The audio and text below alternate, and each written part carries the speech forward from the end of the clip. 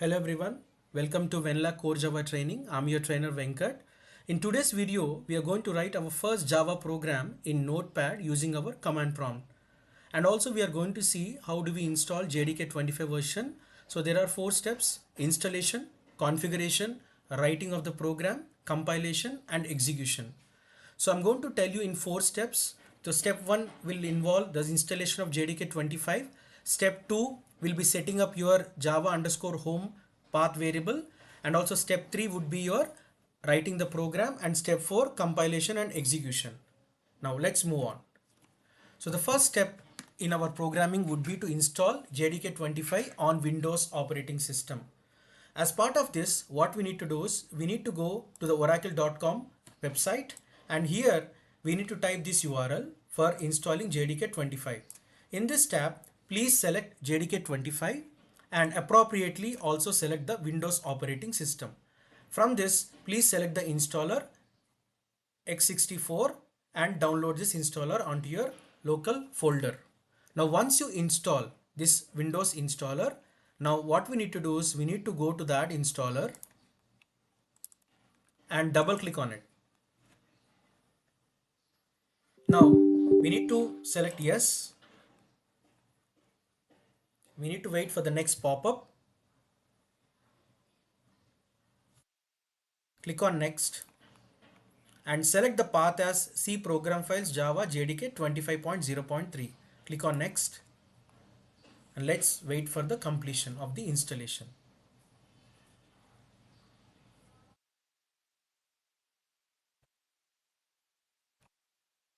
While we wait for the installation, as a next step, what we need to do is we need to set the Java underscore home variable. Now this has finished. How do we make sure that the JDK 25 has been installed on your machine? We need to go to the command prompt, Windows R, go to the command prompt and type Java version. Now this indicates that the Java 25 version has been successfully installed. Please note that the latest LTS version of Java is Java 25. So I would recommend to install Java 25 version. Now moving on to the next step. In the next step, we need to set the Java underscore home variable. This is pretty much important to make sure that we execute all the Java programs and compile them successfully. For that, what are the steps needed? We need to go to the command prompt and accordingly select the control panel. So control panel, system, advanced system settings, and select the environment variables. Now this is your control panel and type advanced, and here you need to go to advanced system settings. Once this system properties window opens up, please select environment variables. As you can see, there is a path variable under system variables which is called Java underscore home. So in Java underscore home, please provide the path of the program files. And one more thing we need to set up is path variable. So in this path variable, you need to make sure your Java home bin is also set up. So the first step is create the Java home variable. How do you create? Click on new, and here you can set up Java underscore home and provide the path of the bin folder where the JDK 25 has been installed. Now since I've already created it, I can edit it. See, variable name is and variable value. Please make sure only bin folder is targeted to this Java underscore home. Now, what is the next step? We need to create a path variable. Already my path variable has been created. For that, you need to go to Java underscore home %/bin. What does this indicate is we are setting up the latest JDK version of 25 with bin variable as path as well. So both Java underscore home and path will help you to execute your Java program successfully. And once these are finished, you click on OK, click on OK. Now this makes sure that your Java home and path variable has been successfully set up. So in these two slides, slide 3 and slide 4, I've given the detailed steps to set up the Java home and path variable.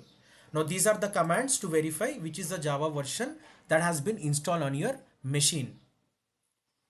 Now in order to verify the Java installation, I've already told you, you need to type Java version, that is one command, and there is one more command to check the Java compiler version, which is javac -version. That will indicate the Java compiler version, which is Java 25. And these are the two things that you need to carefully view.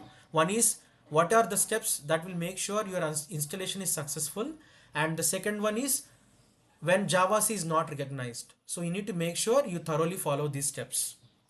Now what's next? We need to write our first Java program using Notepad. For that, what we need to do? You need to open your Notepad. The shortcut for that is Windows R and type Notepad.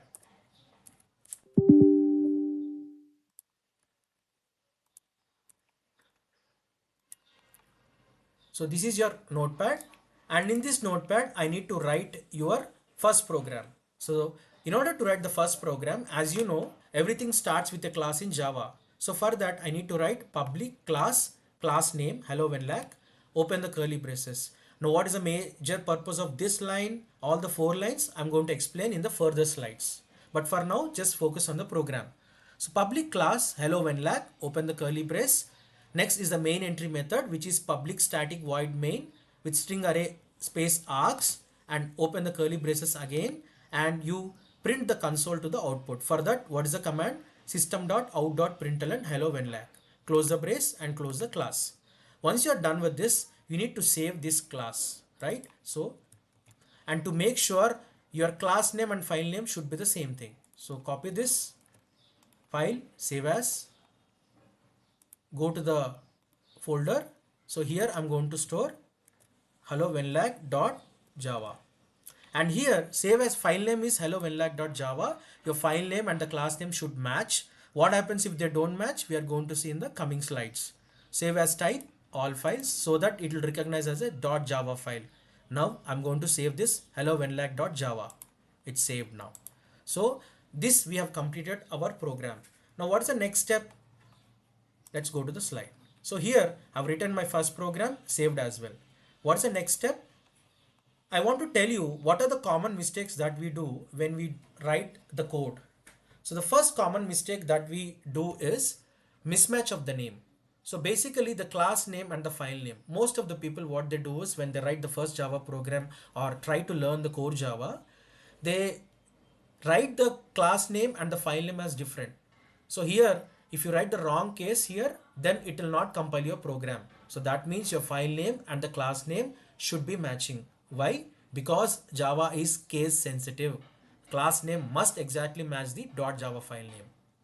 Otherwise, the compiler will refuse to compile. So that is the first common mistake. The second one is writing capital MAIN instead of small MAN, or removing the static or void, missing string array of args, adding extra parameters. These are all the common mistakes that we do as part of our main entry method. Why so? Because the JVM, which is a Java virtual machine, will look for the exact signature to start the program.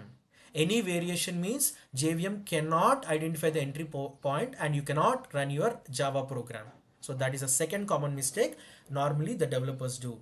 The third one is wrongly spelled cases of system.out.println, or missing the semicolon at the end, or using the single quotes instead of using the double quotes for the text. Why? What is the reason? Because system is a class. You need capital S there. And every statement in Java should end with semicolon. And strings, as you know, always uses double quotes. Only character uses single quote. And finally, sometimes developers forget to close the braces for end method, that is the main method, and also the class. So you need to make sure that both the curly braces are closed properly. So these are the common mistakes that normally developers do when they start their first Java program. So what I want to focus is, please make sure you avoid these common mistakes when you write your first program. Now let's understand every line as part of the program. As I told you already, in Java, everything begins with a class. So everything in Java lives inside a class, and the class name must exactly match the file name. Even one letter is different, then Java will refuse to compile. So the first line in your Java program is a class declaration. Let's move to the second line. Second line is public static void main string array of args. This is the most important entry point, because here the Java will recognize this as an entry point. Why so? Because The Java scans for the exact signature. When you say signature, the parameters of this method when you hit the execute button.